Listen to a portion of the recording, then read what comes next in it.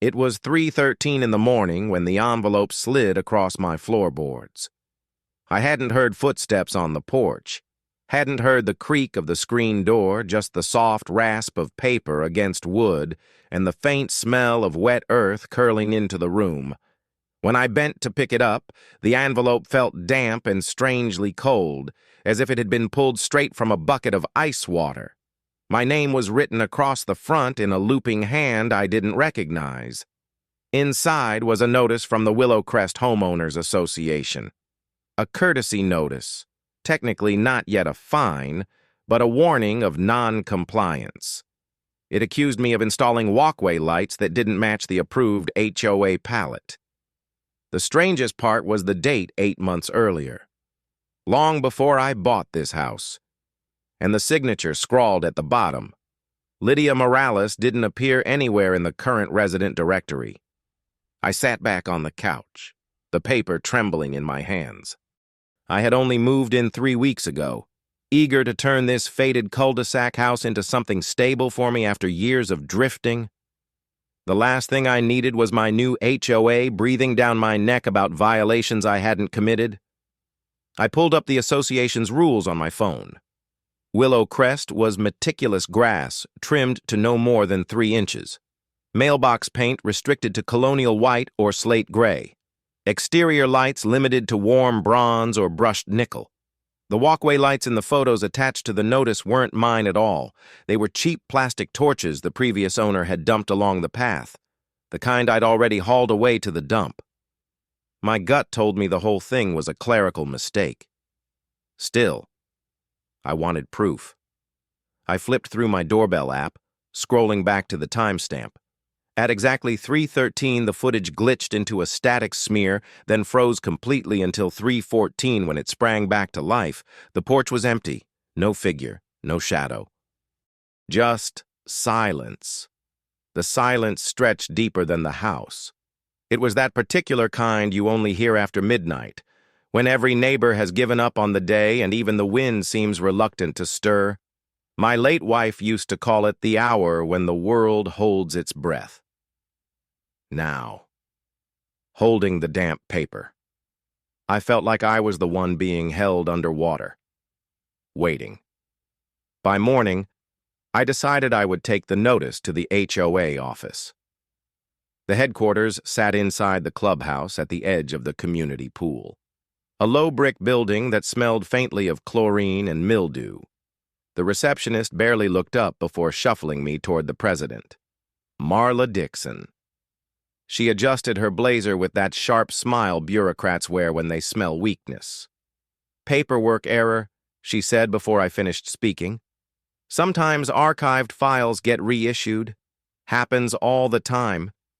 You can settle it by paying a small administrative fee. Just $50. We'll strike it from the record." Her tone was casual, like she was offering me an upgrade at a hotel. I pressed the paper against her desk. "This notice is dated before I even owned the property. And who is Lydia Morales? She signed it." Marla's smile thinned. "No resident by that name. Must be an old board member who left. Don't concern yourself. Just handle the fee and it won't escalate." Before I could argue, Trent Hale, the head of compliance, stepped into the doorway. He had the wiry build of a man who enjoyed enforcing rules more than living by them. "If you refuse to cooperate, we'll issue a formal notice of violation," he said flatly. "Fail to respond within 15 days, and the board may proceed with a hearing. Continued defiance can result in fines, and unresolved fines eventually allow us to place a lien on your property. I'd advise compliance." It was perfectly rehearsed, almost legalese. But his eyes held a flicker of something else, something watchful. I left the office unsettled, $50 heavier in my pocket and a pit in my stomach. The easiest thing would have been to pay the fee and forget it.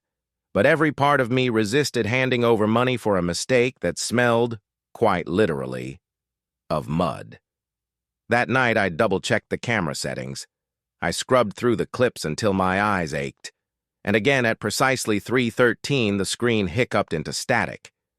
This time, though, just before the glitch cut out, I swore I saw the edge of a reflection, a pale oval, like the curve of a cheek, shimmering in the glass of the storm door. The glitch cleared. Nothing was there. I sat in the living room, lights off, waiting. At 3:20 the air thickened, damp and heavy, as if I'd stepped into a basement.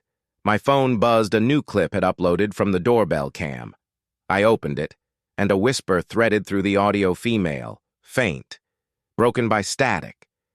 Return. The record. My throat dried. I checked the porch, empty. Then I opened the mailbox.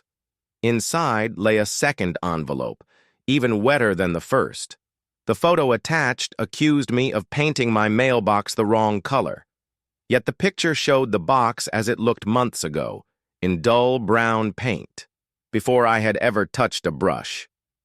On the back of the envelope was a postage meter mark, the kind homeowners associations used before switching to online billing.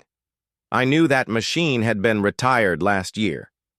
Yet the ink bled across the paper as though it had just been stamped, moments ago, dripping like something pulled up from underground.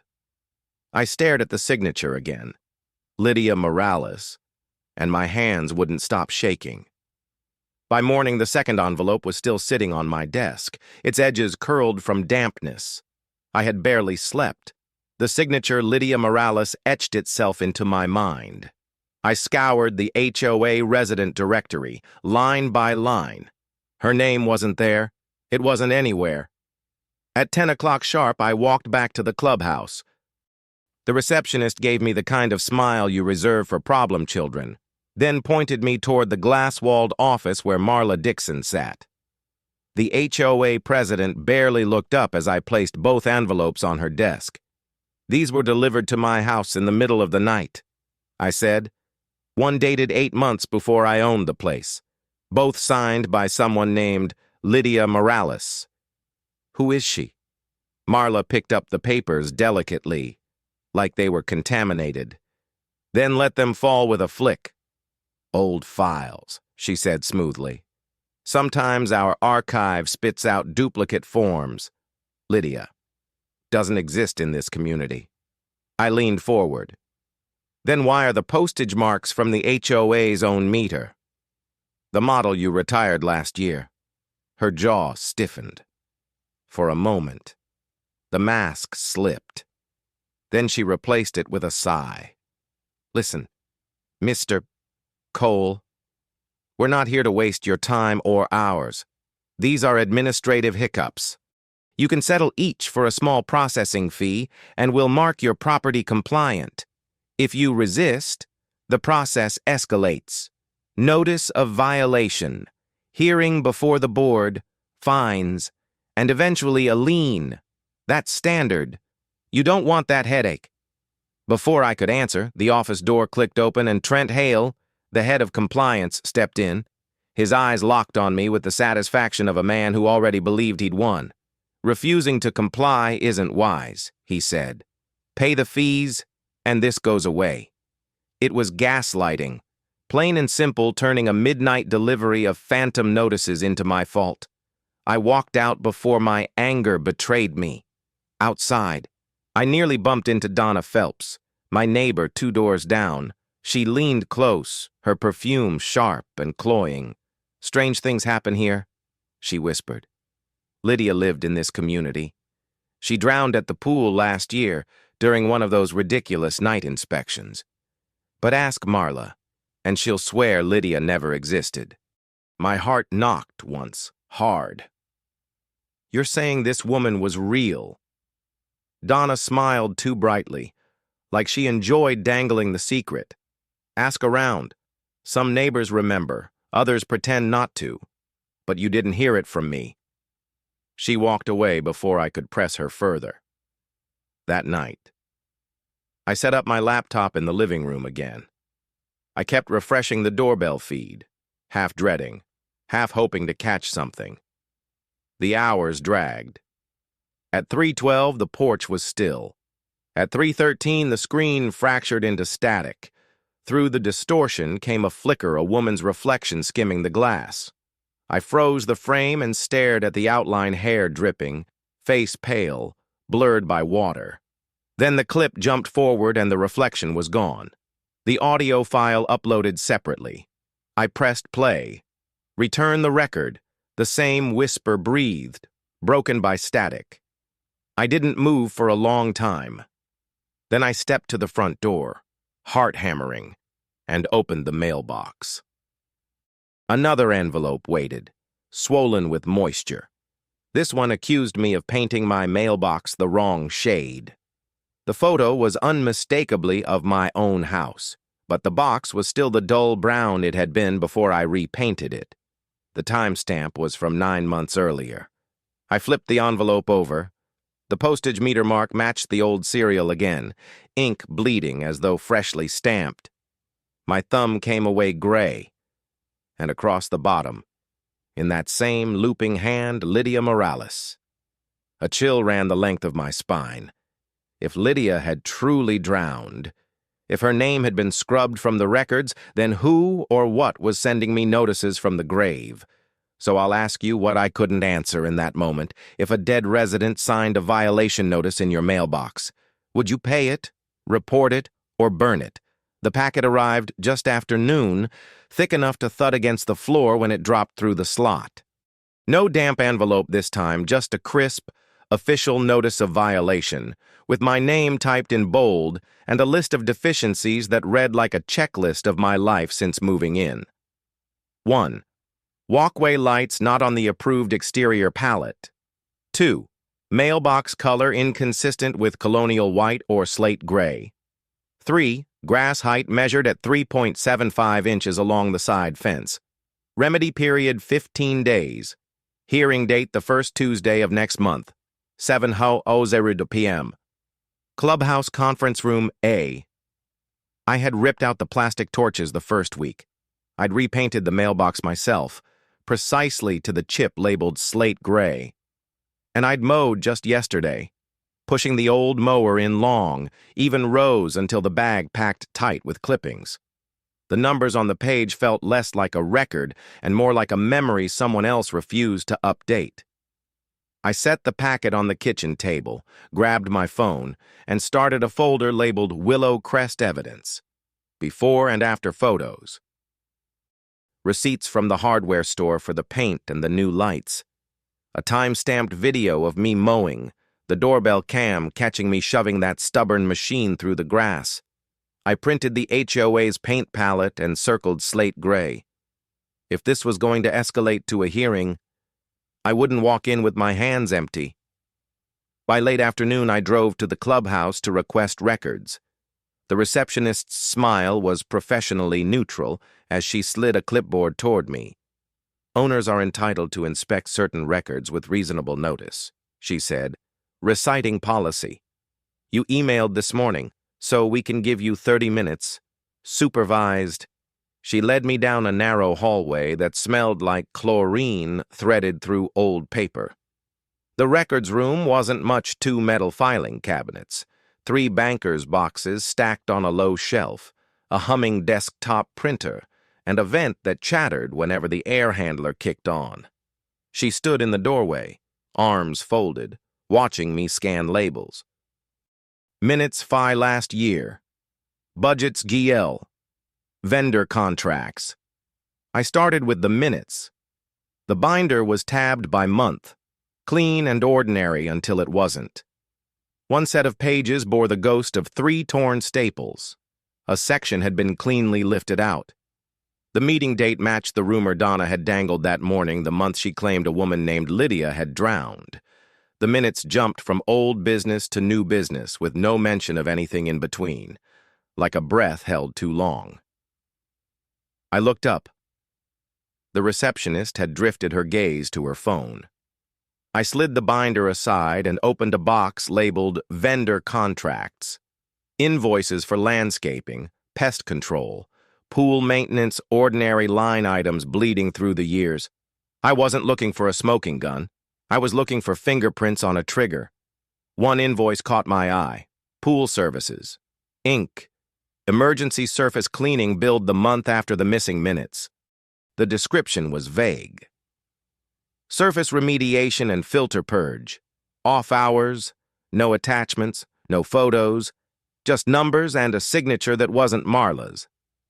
"May I take a picture of this?" I asked. "You can request copies," the receptionist said without looking up. "Per page fee applies." "Right," I said, and used my phone anyway before setting the paper back exactly how I found it. I moved to the Budget's GL binder. A line labeled Pool Improvements Emergency bulged by several $1,000s in the quarter after the missing minutes. No detail, only a general ledger code and a date that floated like a buoy on dark water. I wrote it down. The air handler kicked on, the vent clattering as a cool draft slid across the room. Maybe it was the temperature shift, maybe it was the smell of chlorine thickening, but I felt suddenly watched. Not by the receptionist, by the building itself. The humming printer spooled to life even though no one had touched it, blinking out a test page of nonsense characters that feathered down onto the carpet. The receptionist glanced over, frowned, and smacked the cancel button. "It does that when the Wi-Fi hiccups," she said. "Old driver." I nodded like I believed her. On the lowest shelf, a plastic shoebox bore a handwritten label, "Deactivated key fobs, old ID cards." The latch stuck and then popped. Inside lay a jumble of lanyards, faded access cards, and round plastic fobs with numbers etched into their rims. Most of the cards had names K, Bennett, S, Dahl, J, Cruz. I thumbed through them until a white card with a water-warped edge surfaced like a bone in silt. Lydia Morales, Lot 14B, member ID 08971. The laminate had bubbled. A faint ring of mineral residue chalked the edge, as if the card had dried slowly, pooled water leaving its signature behind. Someone had taken a marker and slashed a black line through the barcode. "Deactivated," written beside it in cramped letters. The room felt colder. I checked the current community map on the wall. No 14B anywhere. The lots were numbered in tidy rows, including 12C, where a blank space sat between two names. My own, just 5 houses away. I pulled out my phone and navigated to the county's property records. The plat viewer loaded slow, blocks of beige lots and thin blue lines for drainage. Amended plat. Phase 2. Recorded last summer a note in legalese about lot realignment, and in the tiny legend, Lot 14B renumbered to 12C. So Lydia hadn't been erased entirely. She'd been renumbered. The address the mail remembered wasn't wrong. The map had simply been redrawn. Time, the receptionist said gently from the door. I slid the card back into the box, then thought better of it and set it on the edge of the cabinet long enough to take one clear photo, the name, the lot number, the deactivation slash. When I picked it up again, the plastic stung my fingertips with a chill I couldn't explain. It wasn't damp, just cold, the way metal is when it hasn't seen sun in a long time. "Can I request a copy of the minutes from I gave the month and day with the torn-out pages?" She hesitated, then pressed her lips together. "You can submit a written request to the board, of course," I said. "And the amended plat phase 2, do you keep a copy that's a county record?" She said. "But the map on the wall is current." She escorted me back down the hall.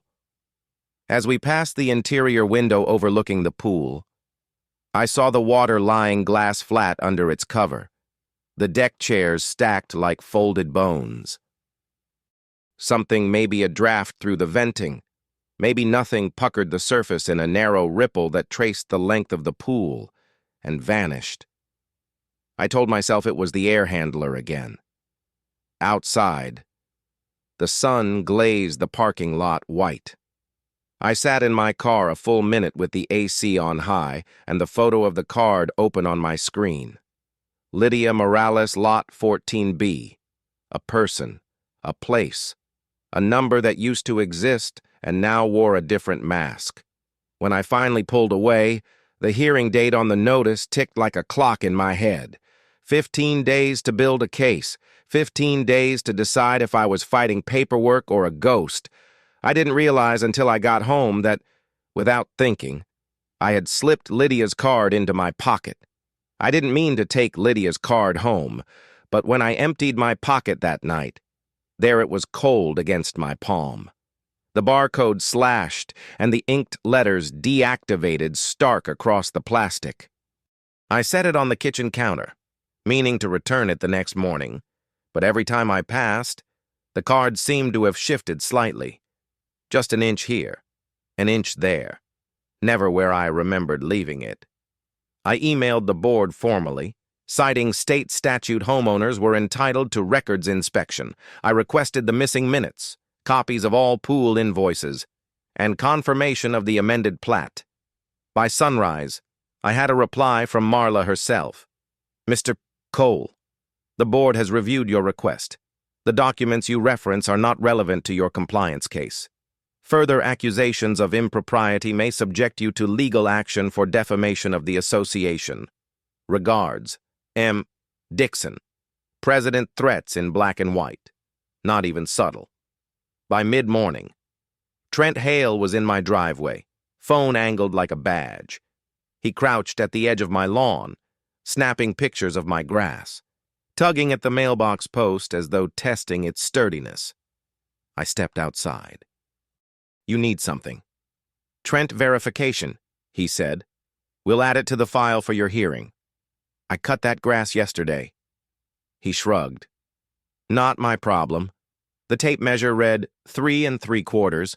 Regulations state maximum 3. I laughed without humor. You measured my lawn at a 1/4 inch over. At dawn, his eyes were flat. Rules are rules.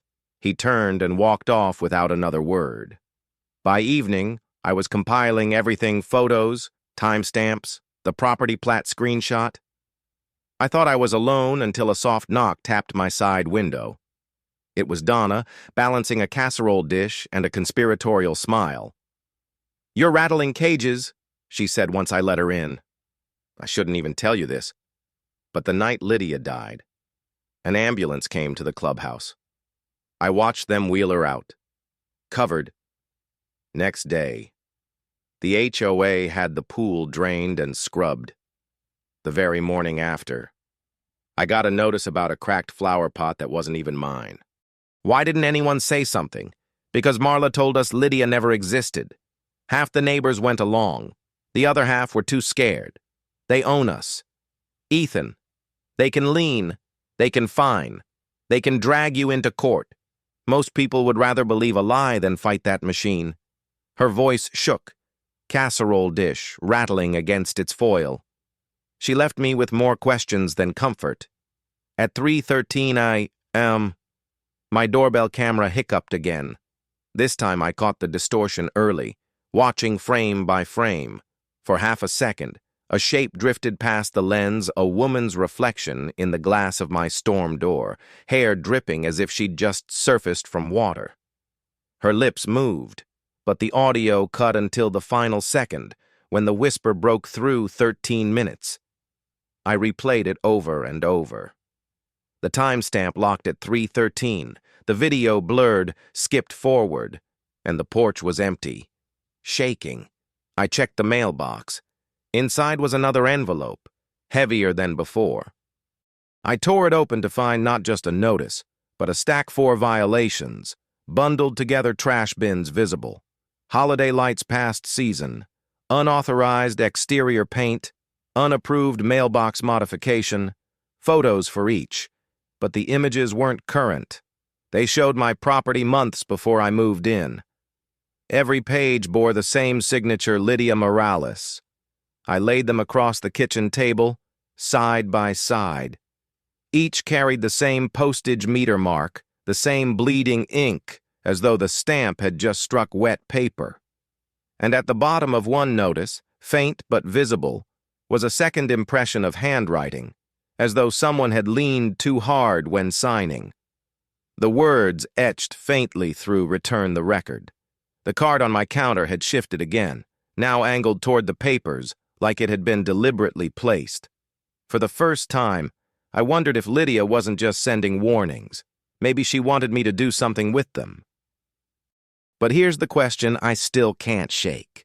If you found yourself holding fines signed by the dead, would you bring them to the board? Or would you burn them before anyone else could see I spent the next morning turning my kitchen into a small war room? The notice of violation packet sat open beside my laptop. My Willow Crest evidence folder bulged with photos, receipts, and screenshots. I added a fresh tab for the Architectural Review Committee rules. ARC changes had to be submitted and approved before any exterior lighting was installed. I had never installed those plastic torches. They belonged to the previous owner. Still, I printed the ARC form and filled it out for the record, stapling my receipts to the back. If the board wanted procedure, I would drown them in it. By noon, I had a list of what I needed: the general ledger for the last fiscal year, vendor invoices for the pool around the time Donna said the ambulance came, and any postal meter contracts the HOA had used before switching to online billing. I didn't expect them to hand me everything, but I could ask the right people the right questions. There was one person I hadn't tried: the former treasurer. Her name showed up in the older minutes online. Grace Hayworth resigned for health reasons 6 months ago. I found her number in a neighbor's directory and called. She didn't answer the first time, or the second. On the third try, a thin voice picked up. "Who is this?" "My name is Ethan Cole. I bought on Alder Court 3 weeks ago. I'm having issues with the board. I think you might understand." A long breath. "You're the one asking about old minutes." "Yes." Silence again, not empty measured. Then 30 minutes. Sunrise Diner. Back booth. Back. The diner sat just outside the HOA boundary, a chrome sliver of neutrality smelling of coffee and toast. Grace arrived in a cardigan despite the Arizona heat, her wrists delicate as chalk marks. She slid into the booth opposite me and didn't bother with small talk. "You'll order something," she said. "So we look like two people having lunch." I ordered black coffee. She ordered tea and set a manila envelope on the table with a care that felt ceremonial. "I shouldn't have kept this," she said, "but I couldn't sleep after I resigned, so I made copies." I opened the envelope. Inside were printouts, a general ledger detail for pool improvements emergency, several ACH confirmations, and 2 invoices from Pool Services, Inc. One was dated the month after the minutes with the missing section. The description read, "Emergency surface remediation and filter purge off hours." The second referenced drain refill plus chemical shock 2 days later. The totals nudged the 5-figure mark. "You signed these?" I asked. "Under protest," she said softly. Marla said the description would be filled in after the audit. It never was. Why would the pool need emergency remediation? Grace's eyes moved to the diner window. The night inspections. She said, they weren't sanctioned. Trent wanted perfect compliance before the regional audit. They were going door to door, photographing violations after midnight. Someone called from the clubhouse that night. There was confusion. The board agreed to keep it internal to protect the community's reputation. I heard the words and also the words she didn't say. I slid the next sheet free. It was an email thread printed from Grace's account, subject postage meter termination. The HOA had canceled its Pitney Bowes lease last year, effective June 30th, and switched to an online postage service.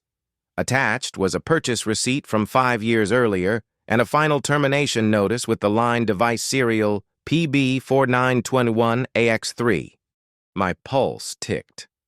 The meter string felt familiar in the way a half-remembered phone number does. Grace was watching me now. "You've seen that serial, haven't you?" in a way. I pulled one of the envelopes from my folder, the one with the bleeding ink, and flattened it on the table between us. In the corner of the meter mark, barely visible where the stamp had feathered, the characters lined up like teeth, PB4921AX3. Grace touched the paper with a fingertip and pulled back as if it burned. That device was boxed after termination.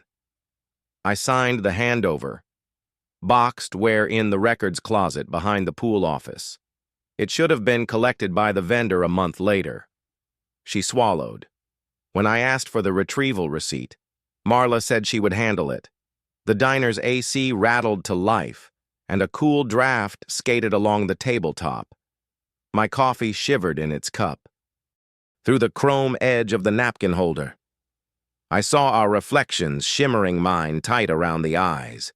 Grace's face pale and remote. For an instant, the chrome caught a different angle, the curve of a cheek that wasn't either of ours. Hair dark and wet. The reflection flicked and was gone. My stomach tightened. I blinked and looked again, only us. "I need copies," I said, voice low. "Ledger. H.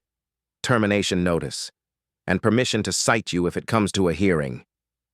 "You don't want my name on this," Grace said. "They'll say I'm vindictive. They'll say I'm confused." She slid a faded keycard from her purse, edges scuffed. "This opens the outer door to the records hall." It shouldn't. But the system was never properly updated when I left. "I'm not telling you to use it. I'm telling you I can't use it. I didn't touch the card. I'm not breaking into anything." "Then wait for your hearing and hope the board hands you what makes them liable," she said, a brittle smile that wasn't a smile at all. We traded numbers. She let me photograph every page. When I closed the manila envelope, I realized my hands had left faint damp prints on the paper, though the diner air was dry. Grace noticed too. She handed me a napkin without comment. "Why did you really resign?" I asked. She looked at the envelope. "Not me. Because I started dreaming of water at 3:13 every morning," she said, "and because I woke one day and found the rug by my front door wet. There had been no rain. I walked out with the copies on my phone and the coffee turning sour in my throat." I didn't take Grace's key card, but I couldn't unsee it sitting in her palm like a dare. Back home. I laid the Pitney Bowes termination on my table beside the envelopes Lydia had sent. The serials matched. If the lease had ended, either the machine had never been collected, or someone was stamping letters with a device that shouldn't exist here anymore. My doorbell chimed with a delivery daylight, a normal thunk on the mat. I opened the door to find a small padded mailer addressed to current owner, Lot 12C, no return label. Inside was a single roll of postage meter tape, unused, the backing pristine. Across the cardboard core, someone had written in a looping hand PB4921AX3, still here. The handwriting matched the signature on every notice. The padded mailer sat on my table like a dare. I hadn't ordered postage tape, and nobody in this neighborhood had reason to send it. Still, there it was, a pristine roll marked with the serial number of a machine that should have been boxed and gone months ago. Across the cardboard core, scrawled in the same looping hand as the violation notices, PB4921AX3. Still here, I didn't sleep, didn't. By dawn, I'd stacked the envelopes, the photos, and Grace's ledger copies into a binder. If the board wanted to play games, I would hit back with paper heavier than theirs. At 10 o'clock, I walked into the clubhouse unannounced. The office smelled of bleach and stale carpet. Marla Dixon looked up from her monitor, irritation flickering before she painted on that brittle smile. "Mr. Cole, if you'd like to discuss your upcoming hearing, please request an agenda item in writing." I set the binder down hard enough to rattle her coffee cup. I have invoices showing 5 figures of emergency pool remediation immediately after the minutes you cut from the record. I have ACH confirmations bearing your signature. I have a termination notice proving the postage meter you supposedly returned is still in use because it keeps stamping fines that appear on my doorstep at 3 in the morning. Her eyes cooled. You are walking a very dangerous line. Those documents are misinterpreted, and possession of internal records you were not authorized to copy is itself a violation. You could be sued for defamation of this association. Then sue me, I said. We'll subpoena pool services and Pitney Bowes. We'll ask them who authorized after-hours cleanings and why a dead machine is still marking notices signed by a resident who I stopped. For the first time, I said it aloud. Who drowned here? Marla's lips pressed into a line. She tapped her keyboard once, twice, as though dismissing the conversation by moving on to something more important. From the doorway, Trent's voice cut in. You've been trespassing in restricted records. That's grounds for an immediate fine. He stepped closer. Phone raised, already photographing me. Your binder will be confiscated for evidence. I pulled it back toward me. Touch it and I'll call the sheriff. The 3 of us froze, locked in a triangle of silence. Somewhere deeper in the building, the air handler kicked on.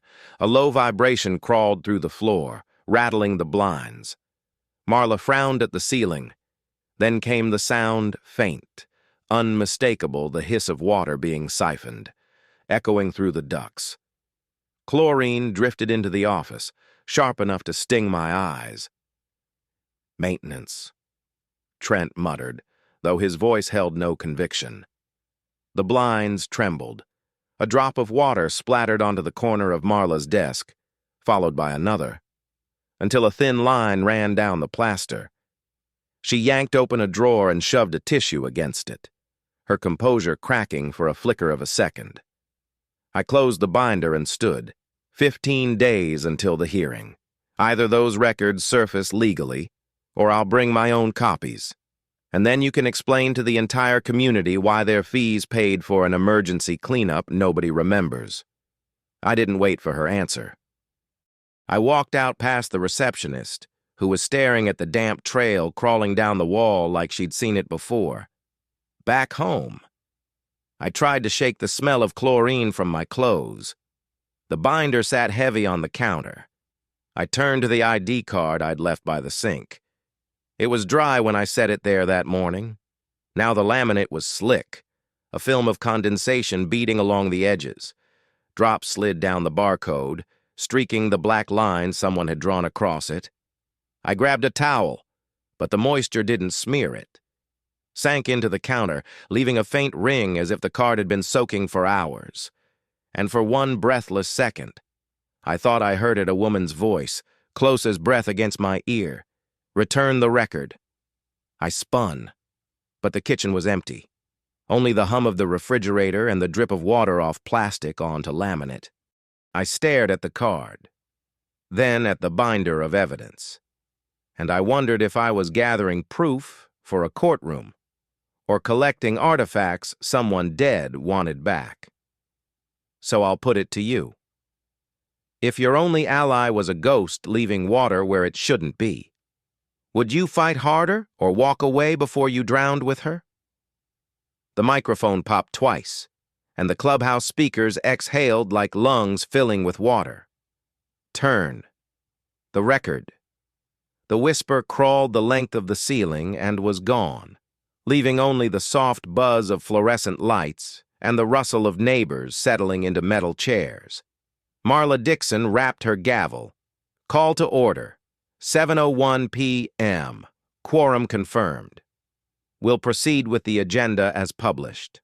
Owner forum at the end, 3 minutes per speaker. I took a seat in the third row, binder on my lap. Through the glass wall, the pool lay under its cover like a sleeping thing. A chlorine tang leaked through the vents, strong enough to sting the back of my throat. Marla moved briskly. Minutes from last month approved. Treasurer's report accepted. Next, compliance updates. Mr. Hale Trent Hale stood at the side, tablet in one hand like a citation book. 17 open violations. Routine. Hearings will be noticed per policy. His eyes flicked over the crowd and, just for a heartbeat, fixed on me. A hand shot up in the second row. What was that voice? It was Mrs. Cruz, who never missed a meeting. Marla smiled the way people smile at a child's nightmare. Interference on the PA. Our vendor is already aware. She pivoted smoothly. New business adoption of landscape guidelines. They plowed forward until owner forum. Marla looked down her list. First speaker, Ethan Cole. You have 3 minutes. I stood, binder under my arm, and felt 30 pairs of eyes weigh me. I'm requesting 3 things, I said, keeping my voice steady. 1, the missing minutes from last spring. 2, the general ledger detail for pool improvements emergency and the invoices behind it. 3, documentation confirming the termination and retrieval of postage meter PB4921AX3. A murmur spilled through the room. I opened the binder and held up a copy of the ACH confirmation. Community funds paid 5 figures to a pool vendor after a night the minutes don't record. I have the vendor names and dates. And the postage meter you say was returned is stamping notices that show up on my doorstep at 3 in the morning, signed by a resident who, according to this board, never lived here. Marla's smile didn't move. Her eyes hardened. Mr. Cole, you are out of order. Owner forum is not for unfounded accusations. Then let's found them. I said, produce the records, or tell us why they're missing. Donna Phelps, 2 rows back, spoke without standing. I saw an ambulance at the clubhouse that night. Out of order. Marla snapped. Ms. Phelps, please respect procedure. Across the aisle, a man in a golf shirt, one of the board's loyalists, raised his voice. This is a circus. He's new and already stirring up trouble. And what if he's right, Mrs. Cruz shot back. What if something happened at the pool and we paid to hide it? Trent stepped to the front, voice cool. The association has no record of any such incident. Mr. Cole's 3 minutes are up. I checked the timer on my phone. 30 seconds. I said, one more thing. I pulled a clear sleeve from the binder and slid out the photo of the postage meter serial. The meter mark on these envelopes matches the terminated device. If Pitney Bowes never picked it up, then someone here still has it. Something clattered in the ceiling ductwork, twitching, or the sound of a pipe shifting under pressure. A damp ring spread on the acoustic tile above the board table. 1 drop fell and landed on the agenda sheet in front of Marla. She flinched, then recovered, flipping the page like nothing had happened. A hiss threaded through the speakers. For a breath, every head in the room tilted up in the same animal way. Return. The record. This time the whisper wasn't a trick of volume. It came evenly from every ceiling cone, as if spoken inside each one. The receptionist at the back crossed herself before she remembered where she was. Marla slammed the gavel so hard the head jumped. We are not entertaining ghost stories, she said, voice too bright. Facilities will look into the PA issue. Moving on. A short chirp cut her off a handheld radio at Trent's hip. He turned his back, listening. Flow alarm in pump room, he muttered, already edging toward the side door. I'll check it. After the meeting, Marla said through her teeth. Can't.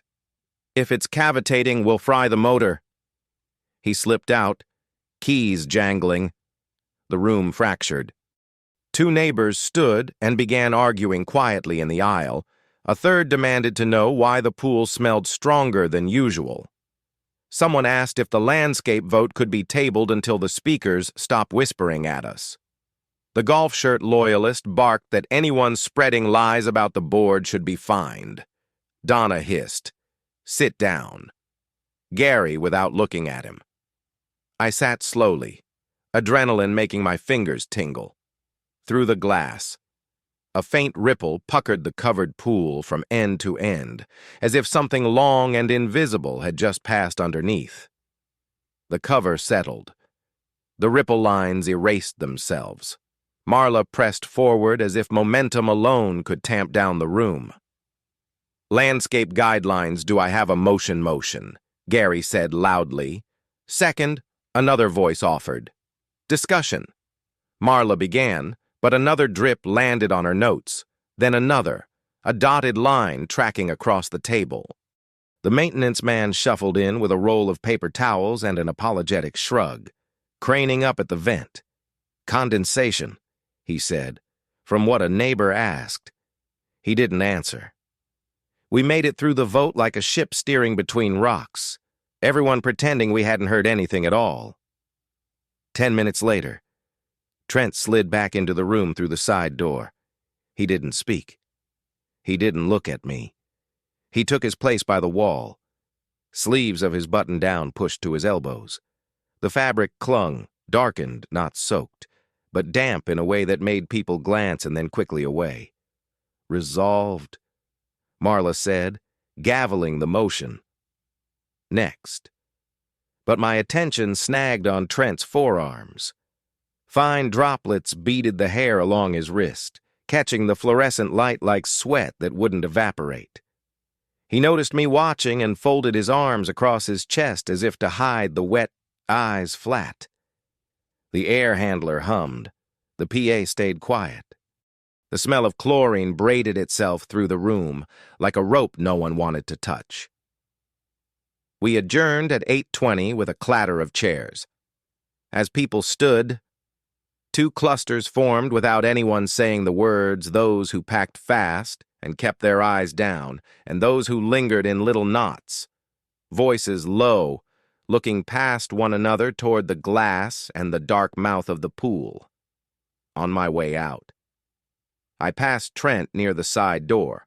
Water had dried to a pale map along his cuff, hard and crusted like salt left by ocean spray. "Pump room," he said to no one. To everyone. False alarm. Then he held the door for me, and a gust of air from the hallway hit my face, cold and damp as breath rising off deep water. Neighbors clustered under the clubhouse portico after adjournment, splitting along a crack no one wanted to name. On one side, the loyalists closed ranks around Marla, congratulating her for keeping order. On the other, small knots formed around me, people I barely knew speaking in low, careful voices. "Mrs. Cruz touched my elbow. "Independent review," she whispered. "Petition the management company. If they refuse, county ombudsman." Gary, the golf shirt loyalist, barked from the curb. "You keep this up and our dues are going up to pay lawyers." "They already went up," Donna said without turning. "We just pretended not to see why." I headed for my car, head buzzing, binder heavy in my hand. A small padded mailer lay tucked under the wiper blade. No postage, no return name. Someone had placed it, not mailed it. Inside a round pool key fob, its plastic housing scuffed, a fleck of dried mineral scale along the rim.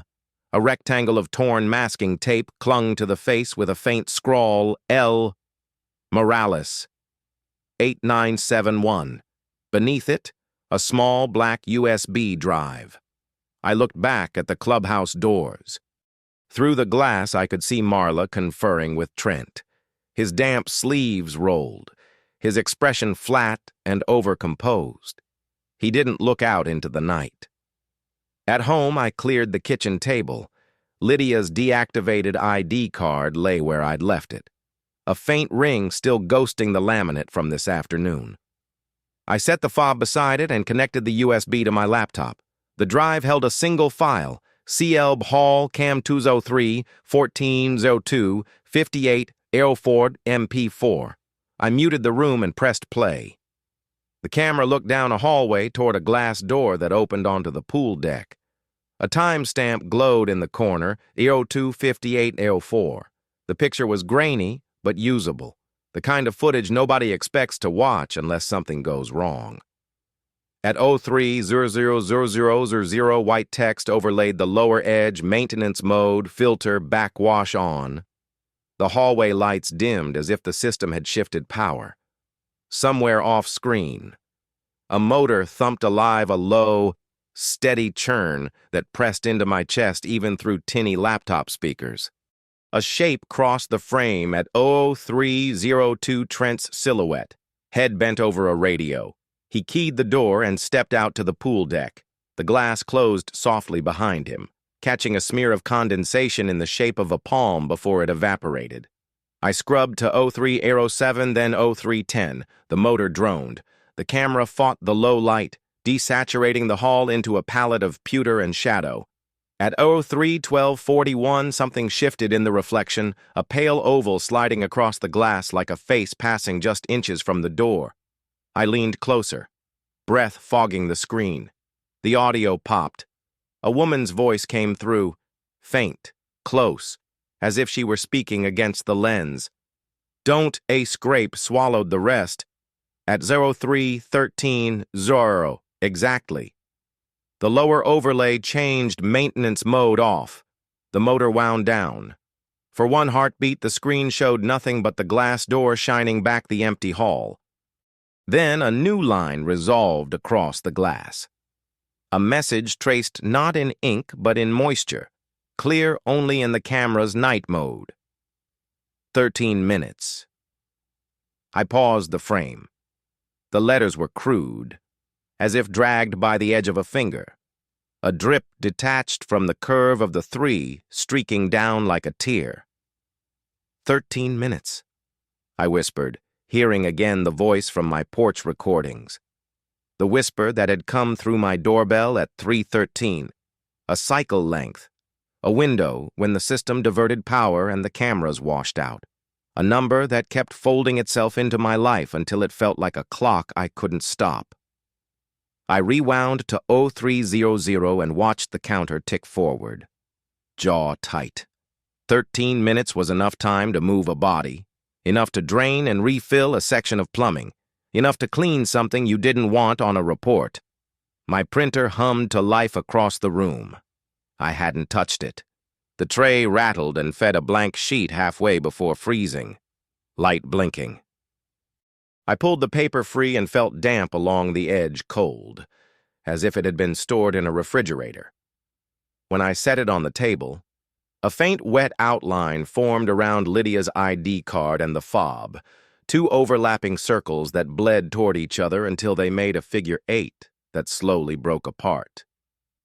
On the paused frame, the words 13 minutes gleamed. I captured a still and dropped it into my evidence folder. Then I opened a new document and started outlining the case for the hearing timeline, invoices, meter serial, the deactivated ID, and now the live fob if it was live. I picked it up and turned it in my palm.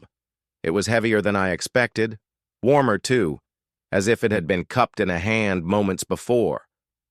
Not breaking in. I told the empty kitchen, meaning it. But when I held the fob near the deactivated card, a tiny, almost subliminal chirp sounded from the laptop speakers, the video player catching some interference, or my nerves inventing it. The ring of moisture at the base of the fob shivered and pulled into a narrow oval, the shape you'd expect if you pressed wet plastic to glass. I closed my eyes and pictured the hallway again. 0300 systems shift. 0313 power returns. A corridor no one used at that hour. A door that waited for a signal. Outside. A siren wailed and faded. The neighborhood settled back into its night. I set the fob down. I could take it to the management company and ask them to look up its number. I could hand it to a deputy and say this is evidence. Or I could be at the clubhouse at 0259, stand in the shadow of that glass door, and see what 13 minutes wants from me. So tell me if a dead neighbor left you the key to the only door she couldn't open in time. Would you carry it to the pool at 3 a.m.? Or would you turn away and pretend you never saw her name? The fob stayed on my kitchen counter all night, heavy enough in my thoughts that I barely slept. By morning, I had decided not to risk a 3 a.m. confrontation. Instead, I needed proof numbers, logs, something the board couldn't wave away with smiles and threats. The management portal was half hidden on the HOA website, meant more for contractors than owners. I logged in using my property ID, navigating through bland menus until I found what I needed. Access logs pool facility. Rows of entries scrolled across my screen timestamp. Fob number. Door ID. My breath caught when I saw it. 08971. The same digits on Lydia's card and the tape on the fob I now possessed. According to the log, that fob had been used 1 year ago to open the pool door at 002-5944. 13 minutes later, the system marked the fob deactivated by admin override. The words blurred for a second before they sharpened again. Someone had manually killed Lydia's access while she was still inside. I screenshotted the log and printed 2 copies. Then I dug deeper. A submenu led to maintenance reports. Most were routine chemical checks, filter cleans, vacuum runs. But the night Lydia's fob was deactivated, the report read, backwash in camera offline, override at 13 minutes. It matched the video's overlay perfectly. The system had been put in maintenance mode. Cameras cut. Logs scrubbed clean after. I leaned back from the keyboard. In the silence, the refrigerator hummed, then clicked off. The house felt too still. On my counter, the fob had shifted half an inch closer to the laptop. I hadn't touched it. I grabbed my phone and dialed Grace. She answered on the second ring, voice weary. "You looked at the logs. You knew." I suspected. They made sure nothing official survived, but I saw the override note in the audit prep. Marla told me it was a technical test. I didn't believe her. Lydia's fob was active for exactly 13 minutes that night. Someone turned it off while she was still in there. Grace didn't reply right away. When she did, her voice was flat. Then it wasn't an accident. I pressed. Who had the authority to deactivate only the president and head of compliance, meaning Marla and Trent? I thanked her and ended the call. My binder was swelling invoices, serial numbers, meter marks, now access logs tying Lydia's last minutes to an intentional override. It was no longer rumor or superstition. It was procedure ugly and deliberate. That evening, I walked the length of the pool fence. The sun was down, floodlights humming over chlorinated water. I stopped by the pump room, its vent coughing warm, damp air. A faint mechanical rattle echoed inside.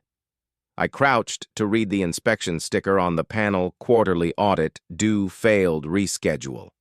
Someone had peeled half the sticker away, but the red letters still bled through. The audit Trent had wanted perfect compliance for had never been passed. Behind me, a splash rang out. I turned. The pool was flat, floodlights glimmering on a glassy surface. No one else was there. Only a ripple spreading across the center as if something had broken the skin and sunk again. My phone buzzed in my pocket. A text from a blocked number, single line. Ask about the audit. I left the pool with the message burning holes in my thoughts. At home, I spread my evidence across the table. Each piece told the same story in a different language: financial ledgers, maintenance reports, postage meter marks, and now logs. Each whispered the same number, 13. At 3:13 a.m., I sat in the dark, binder open, laptop humming. My doorbell feed flickered once, then steadied. No visitor, only my reflection in the glass. Then, faint and unmistakable, a line of moisture traced itself down the inside of the pane. By the time I reached it, the water had formed 3 digits, 13, the colon smeared as if the hand had run out of strength to finish. The glass dried in seconds, leaving no mark at all. I couldn't deny it any longer. Whatever had happened to Lydia was bound to the board's obsession with their audit, with perfect compliance at any cost. She had become an entry in their system, a number, a timestamp, a 13-minute gap they thought no one would ever question. And now she wanted me to force them to answer for it. They held my hearing in conference room A with the door propped for overflow. A folding sign read, "Board hearings owners, please wait to be called." Inside, a small recorder blinked red on the table. The property manager sat to Marla's right. Trent leaned against the wall, tablet in hand, sleeves crisp and dry tonight. "Call to order," Marla said. "Hearing for owner. Lot 12C, regarding multiple compliance matters. This forum is limited to the cited violations." "I understand," I said, laying a thin stack of packets on the table. "But the evidence is relevant to why those violations exist only on paper." She gave a patient smile that didn't reach her eyes. "Proceed. 3 minutes per exhibit." I handed out copies. Exhibit A. The postage meter termination notice was serial PB4921AX3. Exhibit B. The vendor invoices for emergency pool remediation. Exhibit C. The access log showing FOB 08971. Lydia's entering at 025944 and being deactivated by admin override at 0313. Exhibit D. The maintenance report noting backwash, our camera offline, override, 13 minutes. "This is not about my grass height," I said, meeting the room's eyes, not just the board's. "This is about an intentional 13-minute window that coincides with a dead resident's last recorded movement." A murmur rolled through the doorway. Donna edged into the back. Mrs. Cruz found a chair along the wall. Gary, the loyalist, planted himself near Trent like a bodyguard. Marla barely flicked a look at the papers. "Your ARC approvals are incomplete. Your mailbox is slate gray," I said, and flipped to the paint chip. "And these notices show pictures of my property from months before I owned it, with meter marks from a machine you claim was returned. If the board is confident in its procedures, produce the retrieval receipt and the missing minutes. Otherwise, explain why a resident named Lydia Morales is erased from your records but still signing mine at 3 Marla's tone cooled. "The board will not entertain defamation. Your time." The door opened. Grace Hayworth walked in, pale but steady, a manila envelope clutched in both hands. She took a seat 2 chairs down from me without asking. Marla's voice thinned. "Miss Hayworth, you are no longer treasurer." "I remember," Grace said. "I also remember signing ACH transfers for pool cleanup under protest and initialing a meter termination I never saw completed." She set the envelope on the table. "Here is my statement for the record." Trent pushed off the wall. "You don't have standing, Grace." "Neither does a dead machine," she said without looking at him. The property manager cleared his throat. "We can accept written statements for the file." Marla's smile cracked and reformed. "Fine. The board will review the materials and render a decision on Mr. Cole's violations. This hearing is not a venue for conspiracy theories." "Then why was Lydia's fob turned off while she was inside the facility?" I asked, sliding Exhibit C toward her. Trent's jaw worked. "Fobs deactivate after inactivity. It's automatic." I tapped the printout. "This says admin override at 13 minutes.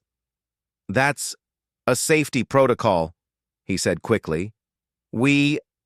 He caught himself and dragged his gaze off me. It was a test. A test during a night inspection Donna called from the doorway.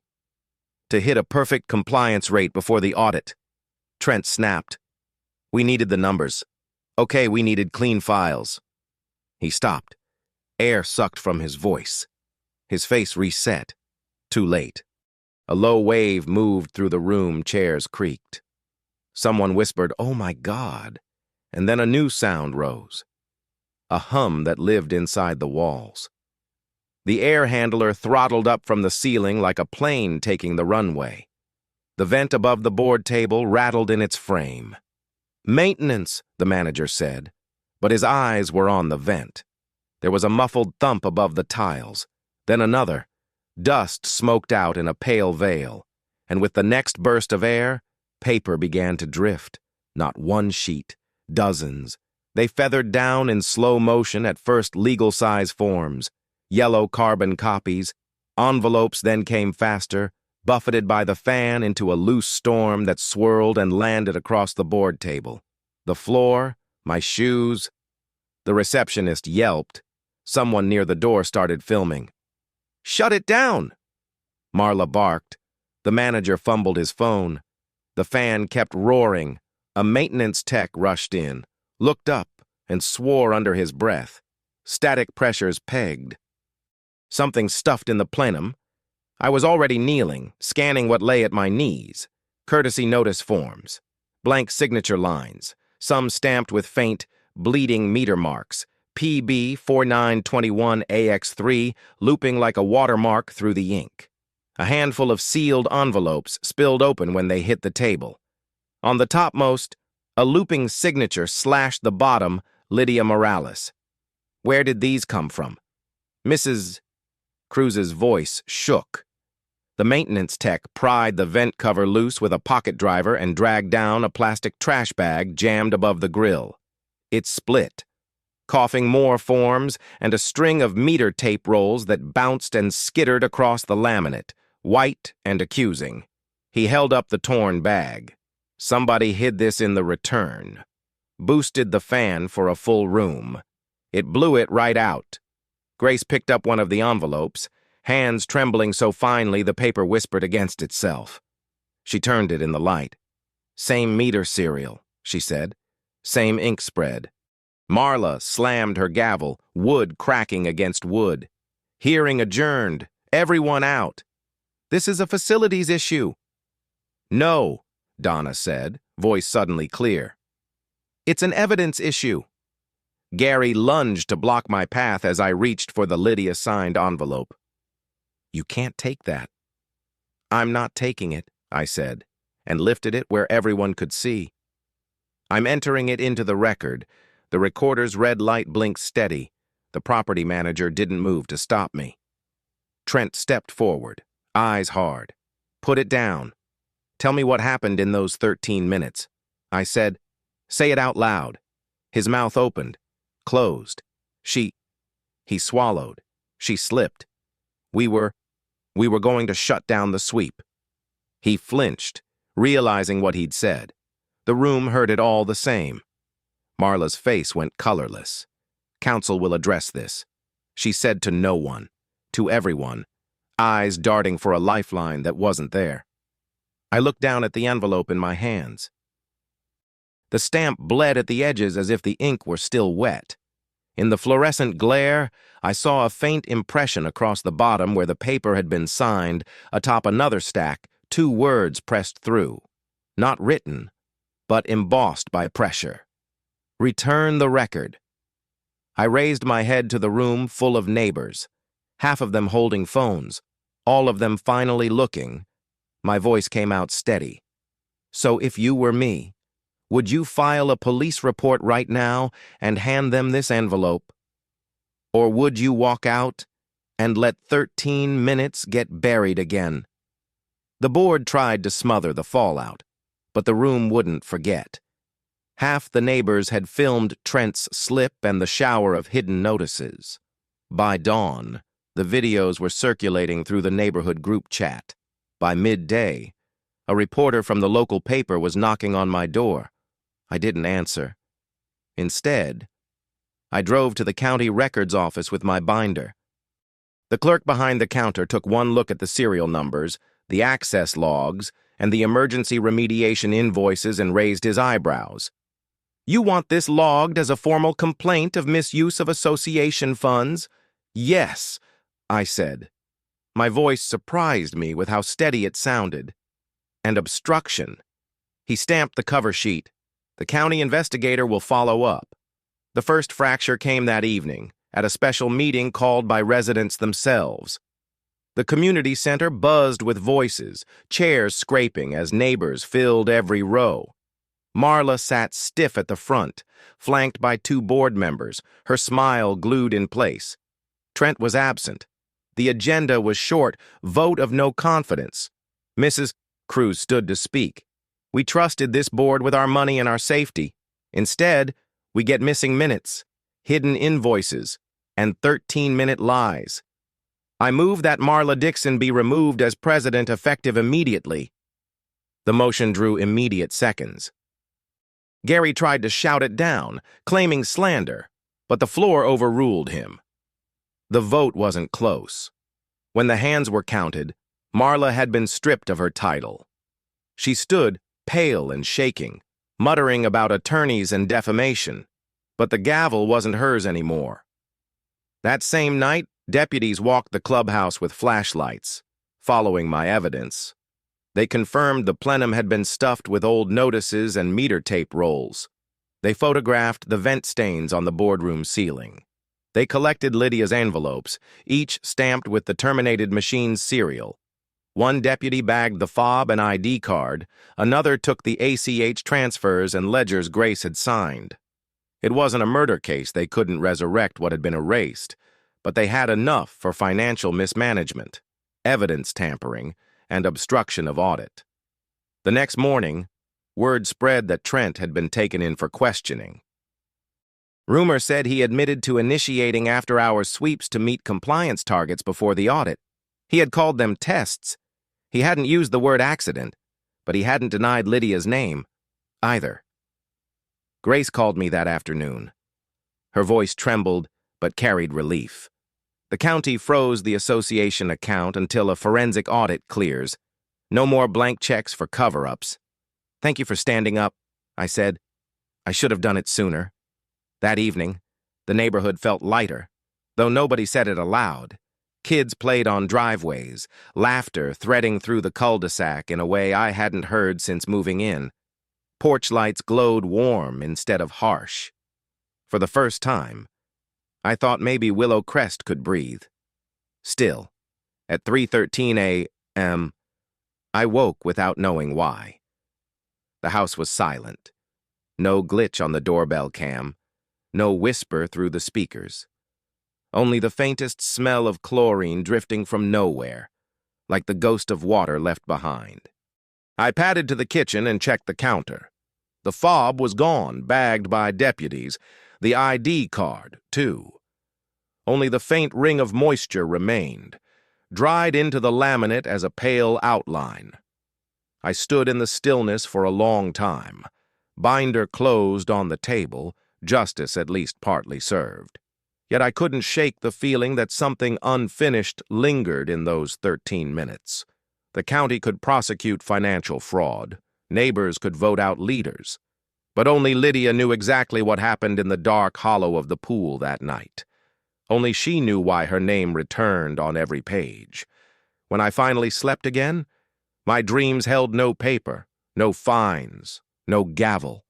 Just the echo of water moving where no water should, counting down, over and over. 13 minutes. They scheduled the memorial for a Sunday at dusk, when the heat softened and the pool deck held the day's last light. Someone from the interim board set a folding table by the shallow end with white chrysanthemums in a galvanized bucket and a framed card that read, "In memory of Lydia Morales."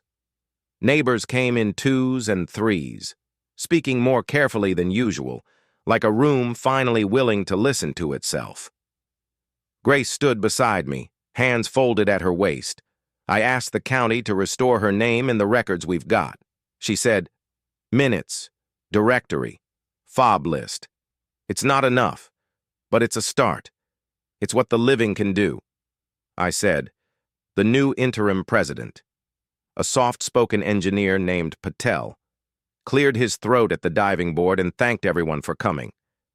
He spoke in simple words, the kind you use when you're not performing, about duty and transparency, about a ledger that would be opened, about contracts that would be audited and shared.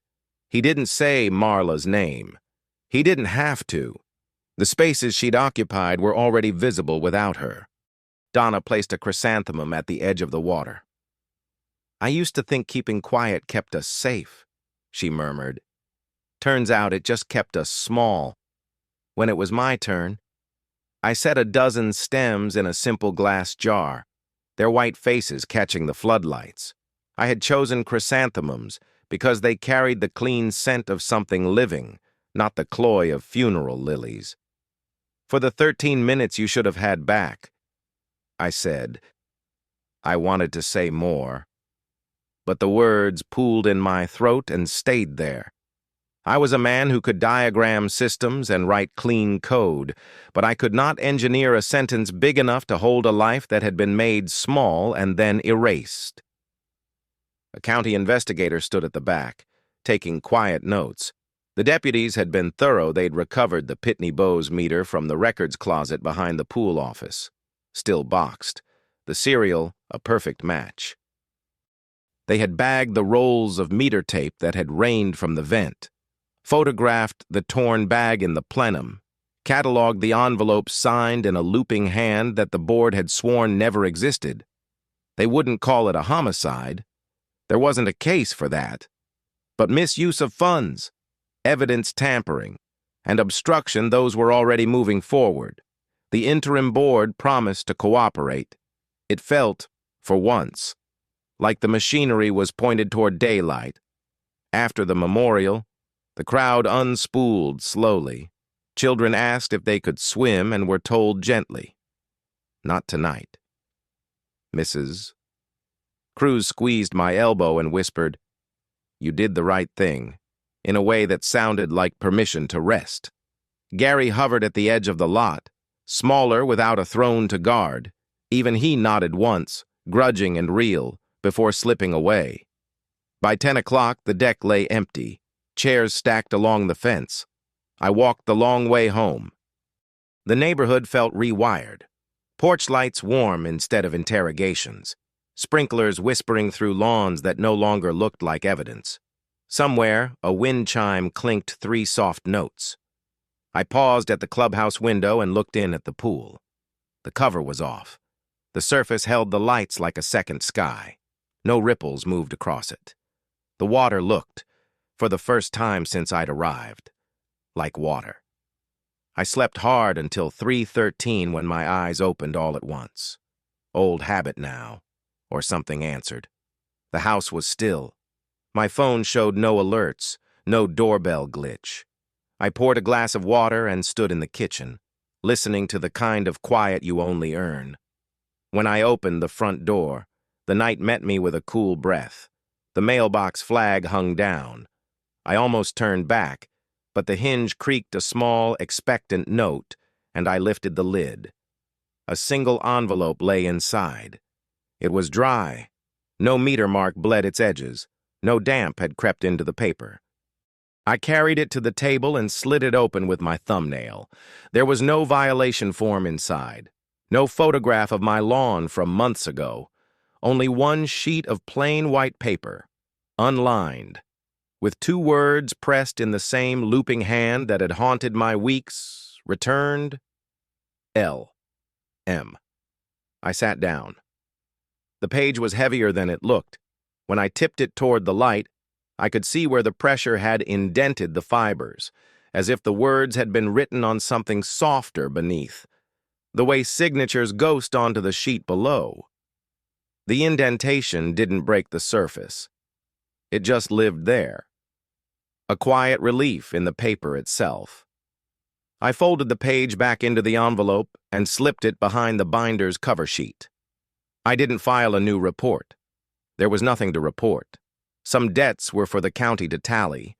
Others were paid in a language the county didn't speak. Days stretched. The forensic audit began. The interim board hired an independent manager. Neighbors who had once crossed the street to avoid each other met in driveways and compared notes, not rumors. The clubhouse posted a real maintenance schedule. The backwash window was locked behind 2 approvals and a camera that never went dark. A small bronze plaque appeared by the pool rail, 13 minutes the words chosen by a vote.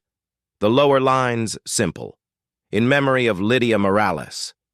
May we keep better time. On the first Tuesday of the next month, my hearing date circled uselessly on an old calendar. I woke again at 3:13. No whisper came through the walls.